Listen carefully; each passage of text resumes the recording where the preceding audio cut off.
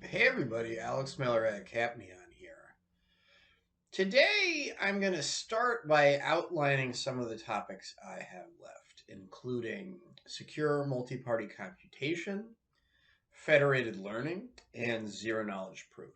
And part of why I want to do this is I'm going to talk a little bit about this is the place where it really starts to become obvious that these blur together quite a bit. So there are some sort of basic techniques. They can be combined in different ways.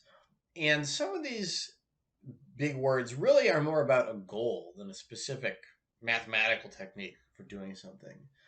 And once again, this is a video produced for a business website, so I'm going to try not to expose you too much to the arcane gobbledygook under the hood, but what's the point? So, first, some very brief definitions.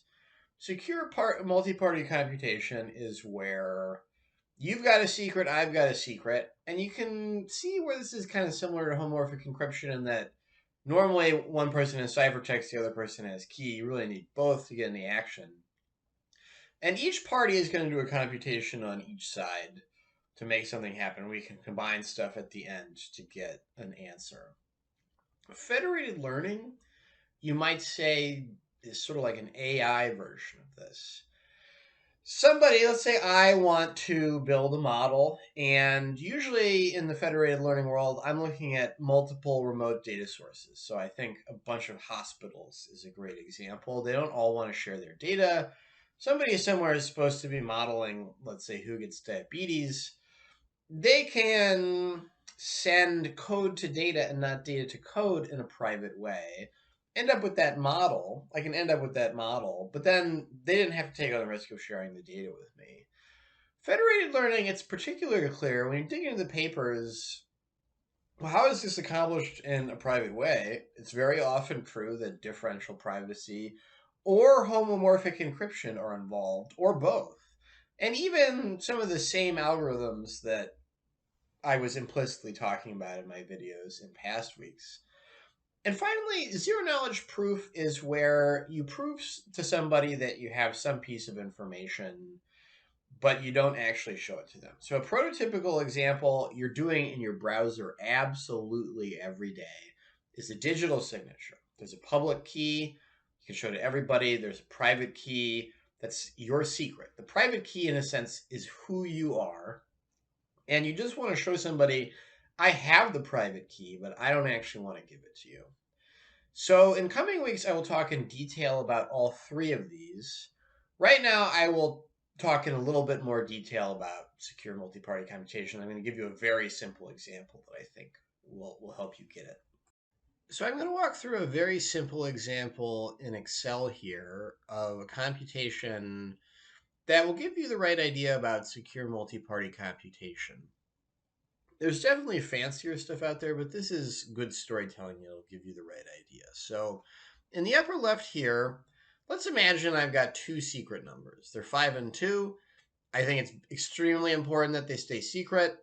But then, for whatever reason, I'm also going to want to analyze them later, add them together, do things like this. So, one thing I could do is I'm going to cook up something you could call a key. I'm just going to add some random numbers to my secret numbers. And so in this case, I'm going to add 2 and 6. I end up with 7 and 8. I keep my secret key and I send the values 7 and 8 to you. And so without learning my secret key, there is absolutely nothing in this world you are ever going to do to find out my secret numbers.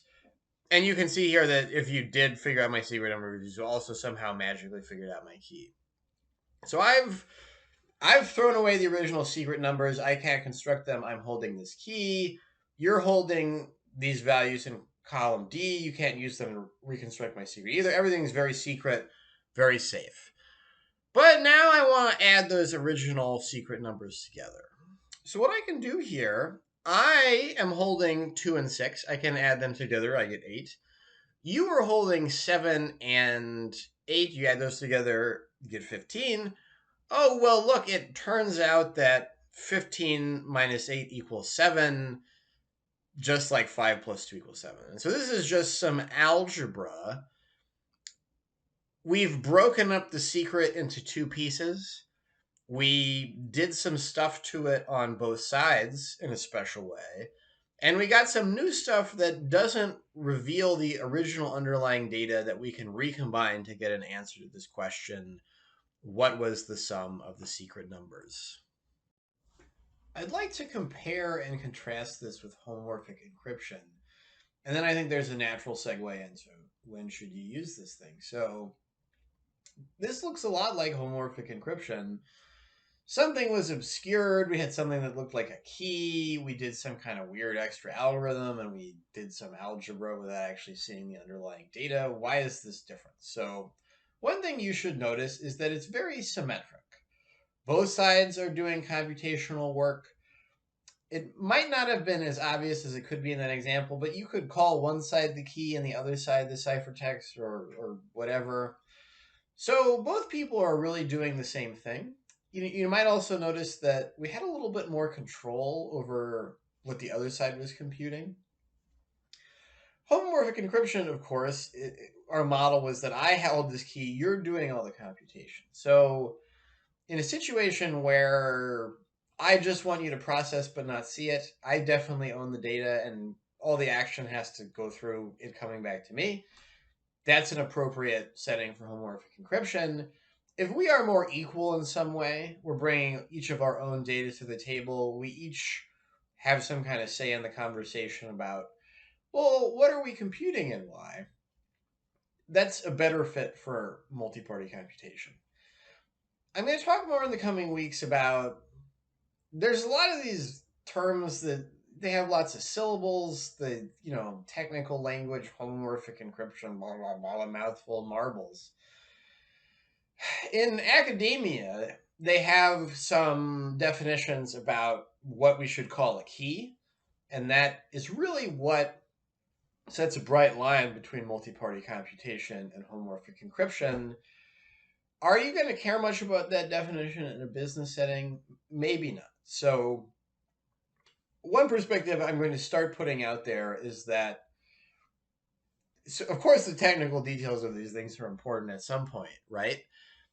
It's really all these things that they have a kind of family resemblance of function and power. And that's really what I would like to try to get over to everybody in these videos.